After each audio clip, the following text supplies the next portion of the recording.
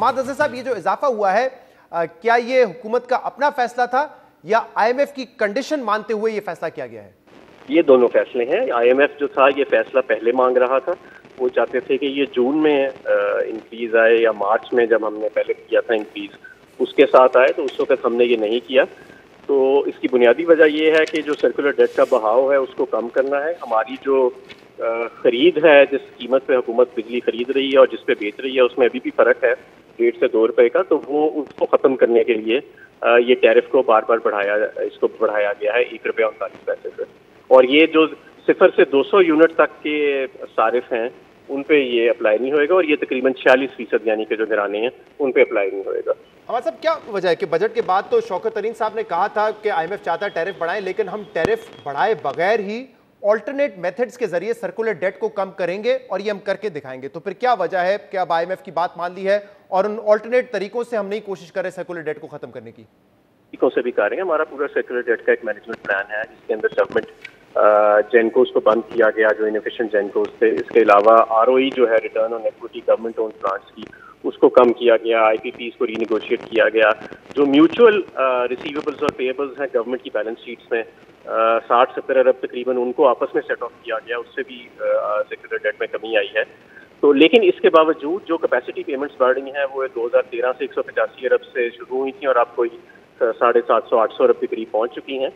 वो एक बहुत बड़ा गैप है जिसको, जो हमारी जो पर यूनिट कॉस्ट है उसको बढ़ाता चला जा रहा है, और उसको फिल करने के लिए हमें सर्कुलर डेट जो है उसको क्लब करना पड़ता है। अभी आप ही का ट्वीट था चंद हफ्ते पहले जिसमें आपने कहा था कि जुलाई और अगस्त का जो कैपेसिटी, जो सर्कुलर डेट है उसका भाव हमने कम कर दिया है, 13 अरब तक आ गया है। तो इसका मतलब जो भी आप लोग तरीकेकार आजमा रहे थे वो काम कर रहे थे, उसकी वजह से सर्कुलर डेट माहाना बेसिस पे कम हो रहा था, फिर भी हमने कीमत लेकिन देखें दो चीजें हैं ना। एक तो ये कि वो 2 माह का अच्छा एक डेटा आया हमारे सामने, और अभी अगले 10 माह का डेटा आना है, जिसमें जाहिर है कि नए कैपेसिटी प्लांट्स और भी आ रहे हैं। 3 नए प्लांट्स आ रहे हैं इस साल, उनकी कैपेसिटी पेमेंट भी ऐड हो रही है, वो आपका बिल जो है उसको मजीद करेगा।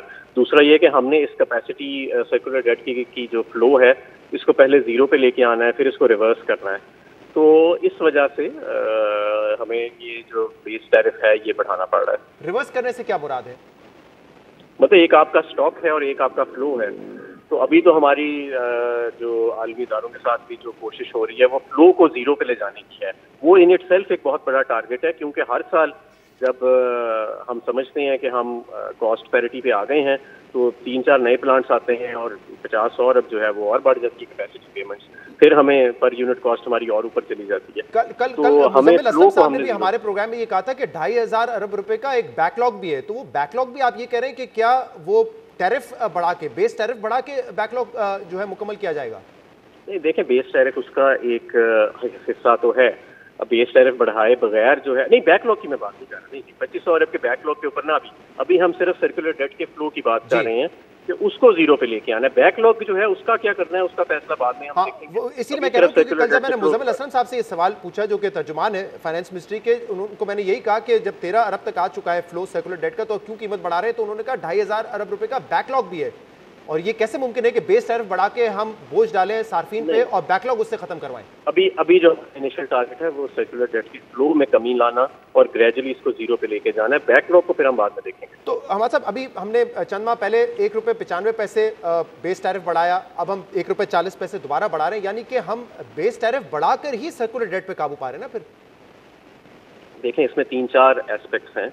आपकी सर्कुलर डेट के मुख्तलिफ हिस्से हैं, लेकिन तकरीबन 80% से ज़्यादा जो सर्कुलर डेट है वो कैपेसिटी पेमेंट्स की वजह से है, और वो किसी और मैनेजमेंट वजह से नहीं या किसी और इशू की वजह से नहीं है। वो जो नून लीग ने मुआहदे किए थे वो उनकी अब कैपेसिटी पेमेंट शुरू हो गई हैं, उसकी वजह से है। तो हमें जाहिर है कि उसके ऊपर फिर बेस टैरिफ बढ़ाना हमारी मजबूरी है, लेकिन इनमें कोई ऐसा प्रोजेक्ट नहीं है जो पाकिस्तान तहरीक इंसाफ ने बनाया है।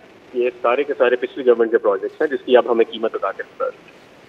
सही। और ये नेपरा की रिपोर्ट बताती है कि इस साल भी अगर आप देखें जो जनरेटेड कैपेसिटी है और जो इस वक्त डिमांड है वो तो नेगेटिव में है 400 मेगावाट की। ये अब नेपरा की रिपोर्ट ही बता रही है दोबारा। किस चीज़ की डिमांड नेगेटिव में है? पावर जनरेशन की, क्योंकि आप लोग कहते हैं कि कैपेसिटी से ज्यादा लगाती है, और ठीक है आगे जाके जो है कैपेसिटी मजीद बढ़ जाएगी, लेकिन एज ऑफ नाउ जो पावर डिमांड है वो ज्यादा है और जो जनरेशन कैपेसिटी है वो कम है। देखिए, नेपरा ने ही जो पिछले ज़्यादा जब एक्सेस कैपेसिटी लगी थी तो उस वक्त जो भी लोग थे नेपरा के, एक्चुअली तो उन्होंने साइन ऑफ भी किया था ना इस कैपेसिटी के ऊपर।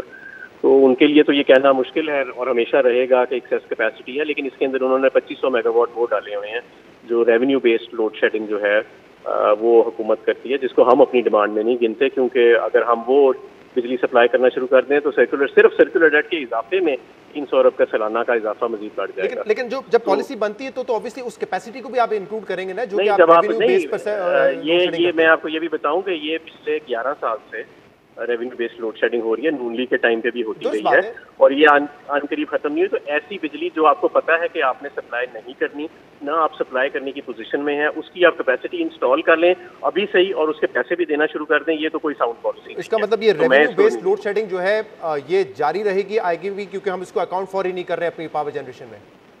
इसको हम अकाउंट फॉर हम इसको अब तो कर रहे हैं, क्योंकि अब तो इन्होंने उसके अगेंस्ट प्लांट्स लगा दिए हैं, लेकिन अगर हम ये बिजली सप्लाई करना शुरू कर दें तो सर्कुलर डेट में 300 अरब का से ज्यादा का सालाना इजाफा मजीद बढ़ जाएगा। अच्छा, इसने कितना मदद दी है ट्रांसमिशन लॉसेस और रिकवरीज ने? क्योंकि रिकवरीज पिछले साल के मुकाबले में, पिछले साल रिकवरीज जो थी वो 88% थी, अब 97.3% रिकवरीज है, यानी कि रिमार्केबल डिफरेंस है।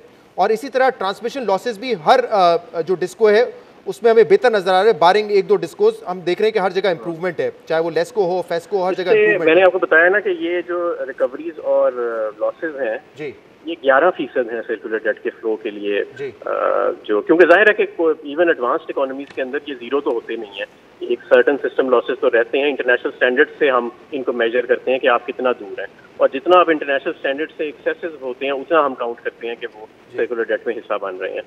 तो ये 11% के करीब जो है ये इनका कंट्रीब्यूशन है, बाकी तो सारा का सारा कैपेसिटी पेमेंट्स है। लेकिन जाहिर है कि इस पे भी काम हो रहा है और इस पे it's not just a management issue, इसका एक इन्वेस्टमेंट का भी इशू है, एक मेजर इन्वेस्टमेंट है जो अब हम करने जा रहे हैं, जिससे इसमें बेहतरी आएगी। और बाय द वे ये जो नंबर्स हैं कि ट्रांसमिशन लॉसेस बेहतर हुए हैं, यानी कि उनमें कमी आई है, और रिकवरीज जो है 10% से बेहतर हुई है, ये भी नेपरा की रिपोर्ट में ही है। नहीं, मैं इसमें ये भी आपको बता दूं कि क्योंकि मेरा तो काम है कि सही बात करना, अगर मुझे नेपरा से डिसएग्री भी करना पड़े। ये जो आप कह रहे हैं ना कि रिकवरीज बेहतर हुई हैं, उसकी वजह ये थी कि ये पिछले साल कोविड के दौरान आपने जो डिफर्ड पेमेंट्स थी उससे पिछले साल की वो कलेक्ट की हैं आपने। ये भी नेपरा की रिपोर्ट में भी है। हाँ, तो वो एक्चुअली मैं तो आपको जो सही बात है वो बताऊंगा, चाहे हमारे खिलाफ ही क्यों ना जाती हो, लेकिन इसकी वजह हमारे साहब, क्योंकि आप मईशत को भी बड़े करीब से देखते हैं, देखें आप लोगों ने ये कहा था, शौकत तरीन साहब ने भी कहा कि हम एक स्टेबलाइज ग्रोथ पीरियड की तरफ जाना चाहते हैं, सस्टेनेबल ग्रोथ की तरफ जाना चाहते हैं, लेकिन अब जिस साइकिल में हम फंस गए जहाँ पे आप इंटरनेशनल कमोडिटीज की कीमत बढ़ रही है, जिसकी वजह से इन्फ्लेशन बढ़ रही है, इन्फ्लेशन बढ़ेगी। Already state bank of Pakistan इशारा दे चुका है कि वो डिस्काउंट रेट को बढ़ा रहा है, शायद इसको मजीद भी बढ़ाना पड़े। तो जब बढ़ेगा, डिमांड को कर्टेल करेंगे तो दोबारा ग्रोथ हमारी सैक्रिफाइस होगी, कॉम्प्रोमाइज होगी। तो हम उसी साइकिल में फंस रहे हैं जिसमें हमेशा पाकिस्तान की मईशत फंसी रही है। देखिए, हमें इस मरतबा पहले से ऑन गार्ड होना पड़ेगा और हमें जितने भी अपने टारगेट्स हैं उनको हमें एक दफ़ा रिविजिट करना चाहिए मेरे ख्याल में। उसकी वजह ये है कि इस वक्त अनप्रेसिडेंटेड ग्लोबल एनवायरनमेंट है कोविड के बाद। एक तो कमोडिटी साइकिल आया हुआ है, दूसरा सप्लाई लाइन्स डिसरप्टेड हैं, पोर्ट्स कंजेस्टेड हैं। तो इस वक्त पूरी दुनिया एक इकोनॉमिक स्ट्रेस में जा रही है, और इस स्ट्रेस के अंदर अगर हम बहुत ज़्यादा ओवर एम्बिशियस अपना ग्रोथ का टारगेट रखेंगे, तो जैसे कि मैंने पहले बताया है कि ऑलरेडी कमोडिटीज़ की डॉलर प्राइसेस बहुत ऊंची हैं, तो हमारी जो फॉरेक्स रिजर्व है उस पर प्रेशर आ सकता है। तो इसलिए हमें एक बड़े ही रियलिस्टिक लेकिन सस्टेनेबल और स्टेबलाइज मॉडल जो है उसके ऊपर अब हमें जाना पड़ेगा, और हम ऑलरेडी उस पर हैं। हमने को बहुत ज़्यादा ऐसे नहीं है कि कोई शाह खर्चियाँ की हैं या बहुत ज़्यादा लूज पॉलिसी कर दी है। हमारे फॉरेन एक्सचेंज रिजर्व में इजाफा होता रहा है। हमने नेट जो हमारी नेगेटिव पोजीशन जब हमें मिली थी उसको हमने पॉजिटिव में फॉरेन एक्सचेंज रिजर्व्स की जो है उसको हमने कन्वर्ट किया है, और अभी 3-4 माह से कुछ current account deficit out of control हुआ। इससे पहले तो वो पॉजिटिव में था। तो इस वक्त भी बहुत देर नहीं हुई, लेकिन हमें इस वक्त मैं समझता हूँ ग्लोबल एनवायरनमेंट को सामने रखते हुए हमें कोर्स करेक्शन जो है वो हमें कर लेनी चाहिए। हाँ, ये बड़ा इंपॉर्टेंट है। और मैं यहाँ पे चाहूँगा, शौकत तरीन साहब ने बिल्कुल फाइनेंस मिनिस्टर से बनने से पहले बात की थी IMF नेगोशिएशंस के हवाले से। ये जरा सुन लीजिएगा, इसके बाद इसका जवाब दीजिएगा मुझे। क्या हमने IMF की बहुत सख्त शराइत मान ली है? क्या हम इससे बेहतर निगोशिएट कर सकते थे? शुरू के बीच में हमने गलती कर ली। 7% आपका जो कोर इन्फ्लेशन है और 13.25% पे आप इंटरेस्ट रेट लेके चले गए, और फिर उसके बाद एक्सचेंज रेट है उस वक्त 112-115 पे फिर रहा था, और आप उठा के उसको 165 पे लेके चलें, तो आपने मईशत की तो बेड़ा गर्क की करके रखी है ना। और उसके बाद फिर आपने सारी चीजें बढ़ा दी, आपने बिजली के रेट्स बढ़ा दिए, गैस के रेट्स बढ़ा दिए, petrol, everything just went up. जब आपने अपने एक्सचेंज रेट को इतना ज्यादा कर दिया तो उसके इन्फ्लेशन ज्यादा हुई, food prices out of control होना शुरू हो गई। देखना पड़ेगा हमारा आवाम जो इस वक्त पिस चुका है कोविड से, कोविड 1, 2, 3, तो वो कितना सहार सकता है ये जितने भी हम उसके ऊपर हम बोझ डाल रहे हैं। तो उसके बाद अगर हम हमारे ख्याल में ये इतना बोझ नहीं सह सकते तो we should go back to IMF। जी हमारे साहब, गो बैक टू IMF, दोबारा निगोशिएट करें। पहले निगोशिएशन अच्छी नहीं थी, लेकिन अब दोबारा निगोशिएशन शुरू होने से पहले 12% की हमने डिवैल्यूएशन कर दी, हमने बिजली की कीमत बढ़ा दी है, हमने पेट्रोल की कीमत में इजाफा कर दिया है, हम सेल्स टैक्स एग्जेम्पशन को खत्म करने जा रहे हैं जिसका बोझ जो है 330 अरब रुपए का होगा। यानी कि तमाम हम IMF की शराइत दोबारा भी मान रहे हैं। देखें, जिस वक्त शौकत तरीन साहब ने ये गुफ्तगू की थी उस वक्त ग्लोबल एनवायरनमेंट बड़ा मुख्तलिफ था। अफगानिस्तान के अंदर ये हालात पैदा नहीं हुए थे और कमोडिटी साइकिल इतनी शिद्दत इख्तियार नहीं की थी कमोडिटी प्राइसेस ने जो आज की है। आज कमोडिटी की प्राइसेस ज़्यादा हैं, अफगानिस्तान के अंदर एक बहुत बड़ा चेंज आया है और हमारा जो एक करंट अकाउंट का डेटा है वो जो है वो दूसरी तरफ अब चल पड़ा है। तो जो एक अच्छा फाइनेंस मिनिस्टर होता है वो डायनामिक होता है और वो बदलते डेटा के साथ साथ और बदलते ग्लोबल एनवायरनमेंट के साथ साथ अपनी स्ट्रैटेजीज भी बदलता है। अगर अभी हम कोर्स करेक्शन नहीं करेंगे और ये जो चीज़ें हम कर रहे हैं अगर हम नहीं करेंगे तो इससे ज़्यादा नुकसान भी हो सकता है। ये एक बड़े नुकसान से बचने के लिए है कि हम कोई बड़े नुकसान की तरफ ना चले जाएं। क्योंकि देखें, जब आप एक वक्त होता है स्टेबलाइजेशन का, कंसोलिडेशन का और फिर ग्रोथ का, लेकिन अगर इंटरनेशनली आप एक ऐसी इन्वायरमेंट में है जो बहुत ज़्यादा फ्रेजाइल है इस वक्त इकोनॉमिकली, तो मेरे ख्याल में कि उसमें फिर आपको अगर थोड़ा सा आप स्टेबलाइज करें और कंसोलिडेट करें और ग्रोथ टारगेट्स को रिविजिट करें या कुछ बेहतरी लेके आए अपनी पॉलिसीज में, तो उसमें कोई हर्ज नहीं है। दुरुस्त फैसला यही होगा कि हम IMF प्लान में रहें। उनकी जो 6th रिव्यू है, जो 6th ट्रांच होगी, वो भी बड़ी इंपॉर्टेंट है। बट शौकत तरीन साहब का ये कहना था कि हमने नेगोशिएशन ठीक नहीं की। उम्मीद कर रहे हैं कि अब वो जो नेगोशिएशन करें वो पाकिस्तान के लिए बेहतर साबित हो। एक आखिरी सवाल हमाद साहब, क्योंकि आपने कहा कि मैं एतराफ़ कर लेता हूँ जो हमारी गलती होती है। आप एनर्जी मिनिस्ट्री में अभी चंद माह पहले आए हैं, लेकिन एनर्जी मिनिस्ट्री, अली जैदी साहब सब ये कहते हैं नए टर्मिनल्स लगाने हैं RLNG के, हमें गैस पाइपलाइन लगानी है। आज भी हम वायदे करके बैठे हैं, काम शुरू नहीं हुआ। क्या ये एनर्जी मिनिस्ट्री की नाअहली कह लें या जो उन्होंने दावे किए थे उस पर वो पूरा नहीं उतरे? ये बात तो दुरुस्त है, मानेंगे ना, कंसीड करेंगे कि नहीं करेंगे आप?